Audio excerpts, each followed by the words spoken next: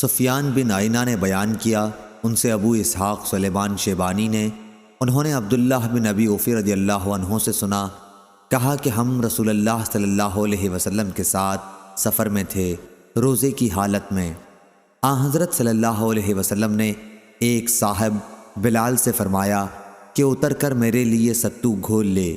انہوں نے عرض کی، یا رسول اللہ صلی اللہ علیہ وسلم، ابھی تو سورج باقی ہے۔ آپ صلی اللہ علیہ وسلم نے پھر فرمایا کہ اتر کر ستو گھول لے۔ اب کی مرتبہ بھی انہوں نے وہی عرض کی، یا رسول اللہ صلی اللہ علیہ وسلم، ابھی سورج باقی ہے، لیکن آپ صلی اللہ علیہ وسلم کا حکم اب بھی یہی تھا کہ اتر کر میرے لیے ستو گھول لے۔ پھر آپ صلی اللہ علیہ وسلم نے ایک طرف اشارہ کر کے فرمایا کہ جب تم دیکھو کہ رات یہاں سے شروع ہو چکی ہے تو روزے دار کو افطار کر لینا چاہیے۔ اس کی مطابقت جریر اور ابو بکر بن عیاش نے شیبانی کے واسطے سے کی ہے، اور اسے ابن ابی اوفی رضی اللہ عنہ نے کہا کہ میں رسول اللہ صلی اللہ علیہ وسلم کے ساتھ سفر میں تھا۔ صحیح بخاری حدیث نمبر 1941۔ ہشام بن عروہ نے بیان کیا کہ مجھ سے میرے باپ عروہ نے بیان کیا، ان سے عائشہ نے کہ حمزہ بن عمرو اسلمی رضی اللہ عنہ نے عرض کی، یا رسول اللہ، میں سفر میں لگاتار روزے رکھتا ہوں۔ صحیح بخاری حدیث نمبر 1942۔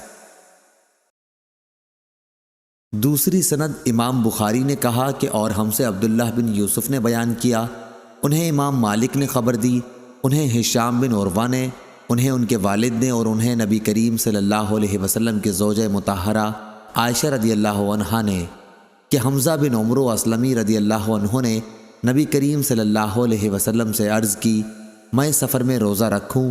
وہ روزے بکثرت رکھا کرتے تھے۔ حضرت صلی اللہ علیہ وسلم نے فرمایا کہ اگر جی چاہے تو روزہ رکھ اور جی چاہے افطار کر۔ صحیح بخاری حدیث نمبر 1943۔